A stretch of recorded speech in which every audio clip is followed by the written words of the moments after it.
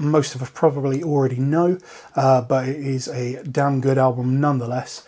And it is 1979's Regatta de Blanc by The Police. You know, who hasn't heard of Message in a Bottle? Who hasn't heard of Walking on the Moon, or maybe even some of the other tracks on here? And there are some great tracks on here aside from those two sort of main singles. I mean, this was a pretty huge album for them. It was the second album.